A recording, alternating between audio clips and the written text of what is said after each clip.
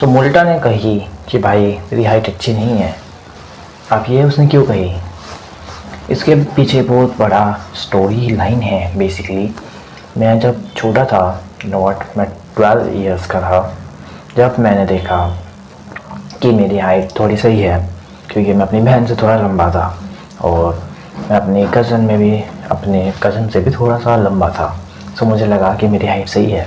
But जब मेरा Saint academy school से किसी दूसरे हाई स्कूल में एडमिशन होता है, तो उसमें मुझे पता चलता है कि मैं जो हूँ, मैं तो छोटा हूँ, सबसे छोटा। वहाँ पे लोग मुझे कहते थे तू तो बोना है, क्योंकि एक तो वो जो लोग थे वो कुछ ज़्यादा ही हट्टे खट्टे थे, और दूसरा जो था बेसिकली दूसरे वो जो लोग थे वो मीट मछली बहुत ज़्यादा खाते थे।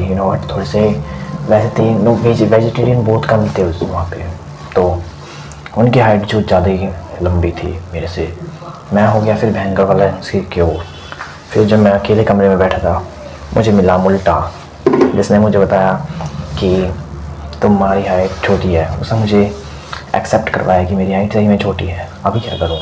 सो वो मैंने जिस वक्त पे जो मैंने वो 4 चीज़ें, इवन तो मैंने 5 भी करी थी, बट वो जो 4 चीज़ें, वो जो मेरी बहुत स्पेशल चीज़ें थी जो मैंने करी उस टाइम पे, और उससे मैं अपने क्लासमेट से लंबा हो गया। सो मैं कैसे हो गया लंबा, let's talk about.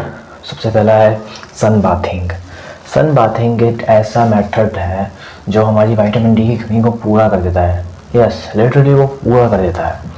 Sun bathing से हमारी विटामिन डी की कमी तो पूरी होती है। बैक टू बैक जो हम उसे अपनी बैक पे लेते हैं, उससे होता क्या, उससे जो हमारी बैक की जो हड्डी है ना, रीढ़ की हड्डी, तो उस पर सन जब पड़ता है तो उससे पावर मिलती है, कैल्शियम मिलता है, तो उससे वो जो होता है उससे ग्रोथ में ज़्यादा, मतलब उससे ज़्यादा पावर मिलती है। जैसे वो ग्रोथ कर पाए तो अच्छे से ग्रोथ होती है उसकी।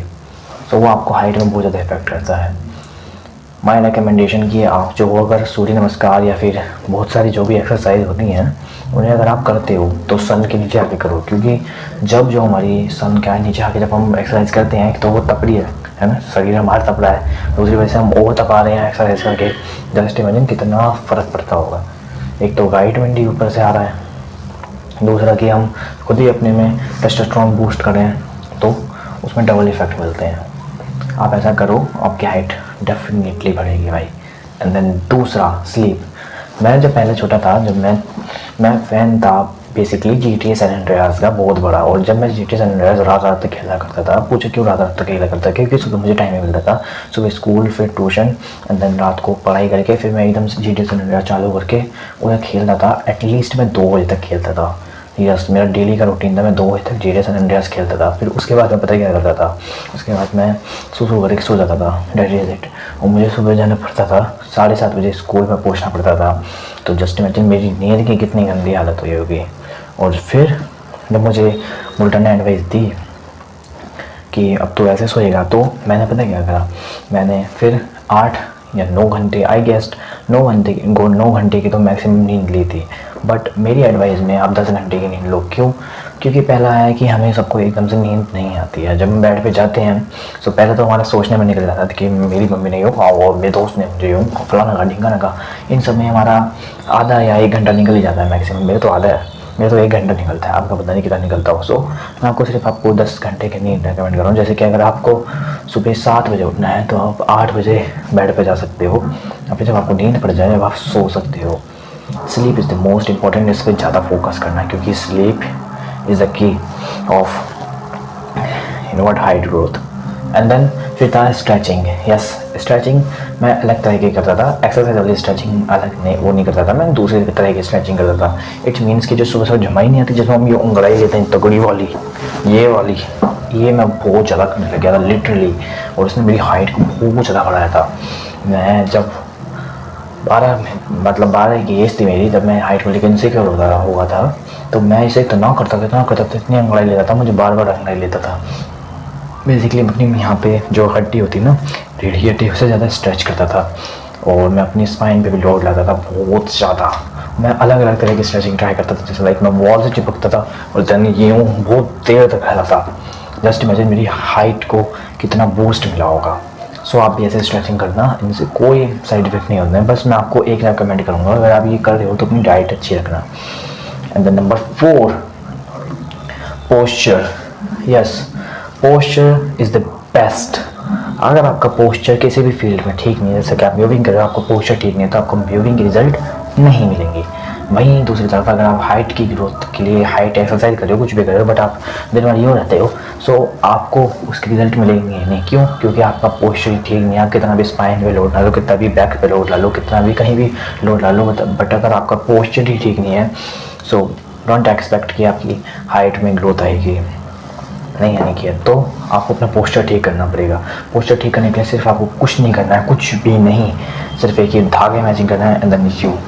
ये मुझे टाइटैग ने बताया था जब मैंने अपना पोस्चर के बारे में सुना था। तो ऐसे करते ना आपका पोस्चर एकदम ठीक हो जाएगा। और मेरे पास जो एक और एडवाइस है जिससे आपका पोस्चर बेसिकली ठीक हो जाएगा, उसके लिए है कि आप जो हो ये वाली डी बनाओ। बेसिकली अपनी जो कमर है उसे हाथ से यूँ करके डी बनाने की कोशिश करो।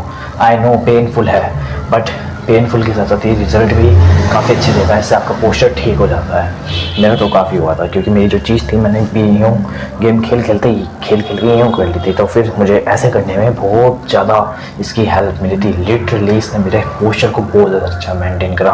आप भी करके देखो, आपको ज़रूर करेगा।